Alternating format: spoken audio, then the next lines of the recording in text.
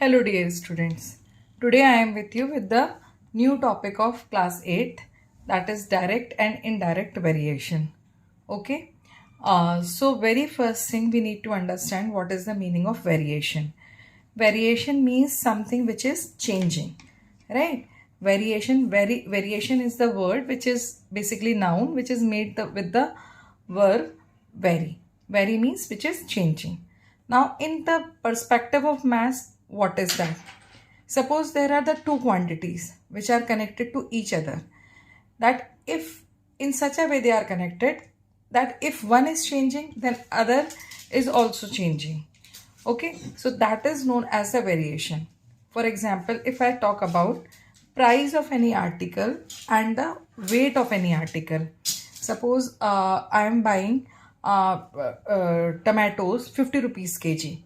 Okay, so if I will increase the money, the quantity of tomato also will increase. So there are the two things. One is quantity, one is cost, which are connected with each other. Similarly, if I talk about the age and height, age or weight of any person, so they are also varying with each other. So such type of quantities which are connected with each other, and if one is changing, then other is also changing. So that relation between these quantities is known as variation, right? So basically there are two kinds of variation. The first one is direct variation. In the case of direct variation, suppose we are having two quantities. So the first quantity is increasing. So another quantity is also increasing. When both are increasing. Okay. Suppose cost is increasing. So quantity is also increasing. Right. Suppose money is increasing. So quantity is also increasing. So that is known as the direct variation. Similarly, if one is decreasing, then another is also decreasing, right? So in that way, if variation in one variable is like that, okay, one variable is increasing, then another variable is also increasing. Or if one variable is decreasing, then another variable is also decreasing. So it is known as direct variation. Now we talk about the indirect variation. In the case of indirect variation, suppose the first quantity is increasing, then another quantity is decreasing. For example, suppose I am having 5 kg of rice, which is enough for 54 people. Now, if number of and this 5 kg rice for 5 kg rice is there, and it is enough for I say 10 people for 7 days, right? Now if the number of people will increase and quantity of rice is same, then the rice will last for less days because number of people has increased. So number of lasting the rice days will decrease. Okay, so in this case of indirect variation, if one quantity is decreasing, then another quantity is increasing. That means they are having the inverse or opposite relationship. So this is known as the indirect variation. So I hope you have understood what is the variation at first, then what is the direct variation and what is the indirect variation. Okay, now in this video we are going to talk about the questions, how we can solve the questions based on the direct variation. And in the second video we will talk about how we are going to solve the questions on the indirect variation. Then in the third video I will talk about the time and work. Say the two quantities, say it is mass. So the quantities cannot be only in the statement form. We need to assign some symbol also, right? So say when the two quantities, let's say one quantity is represented by x and another quantity is represented by y. So if they are connected in such a way that y is increasing when n is increasing, x is increasing when y is increasing, or you can say when x is decreasing then y is also decreasing, or y is decreasing when x is decreasing, right? So in this way I can say that x is directly proportional to, this symbol is known, this is also known as the alpha, but in this situation it is known as directly proportional, right? That means if one is increasing, then another will also increasing.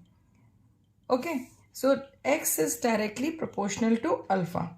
Basically they are not equal, they are proportionate, right? So when you remove this particular sign, so one constant k will come, which will be known as the coefficient of direct variation. This particular will be known as constant of direct variation, or you can say it is also known as coefficient of direct variation, right? So when you find out the value of k, so it is x upon y. Matlab, if I say कि I am changing the variables x and y, their quantities I am changing, on the changing quantities also this variation will be same for one single problem. Okay, so for the direct variation this k is positive. Clear?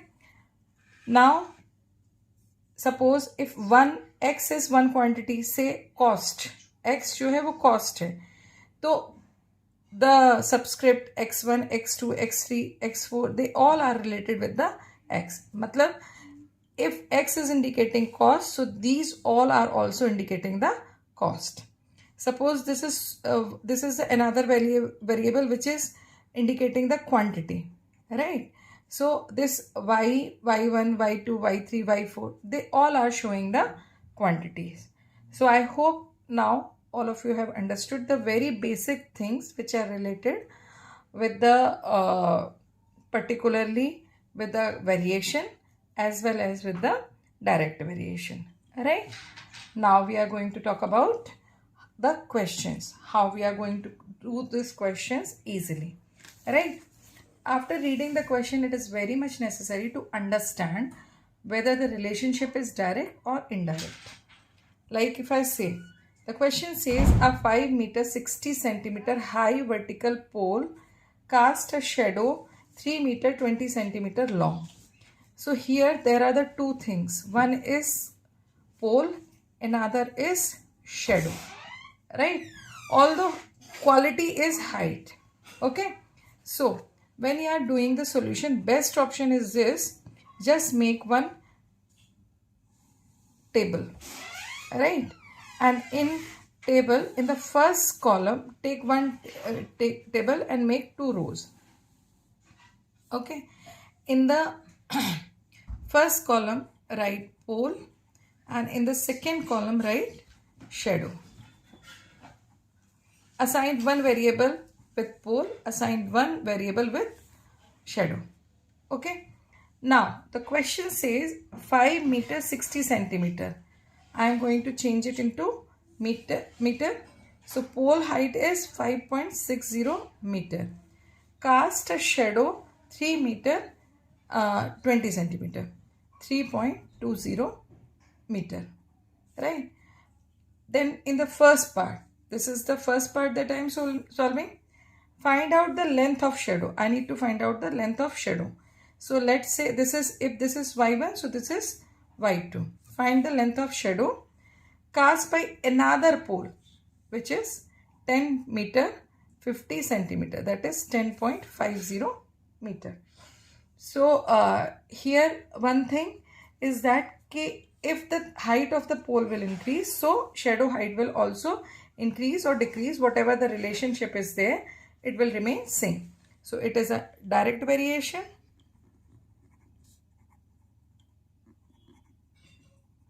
Write down the formula x1 y1 equals to x2 y2, which is equals to constant k. Now what is x1 here?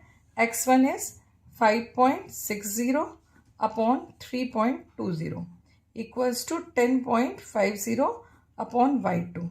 Do the transposition. So after the first do the cross multiplication, right? In the cross multiplication, denominator of the right side will be multiplied with the numerator of left side, and denominator of the left side will be multiplied with the numerator of right side. So what it will come?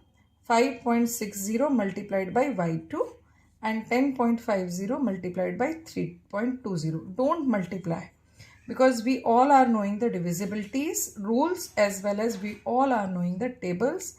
Use the tables, right? So here, after doing the transposition, as with y2, this is in the multiplication, on the other side it will come in the divisor after transposition, right? So cut them. Both of them are divisible, I guess, by 8. 8 4s are 32, 8 7s are, right? Now 7 1s are, then 3 left, 7 5s are. So what left? y2 equals to 1.50 multiplied by 4. That is 6 meter. So shadow will be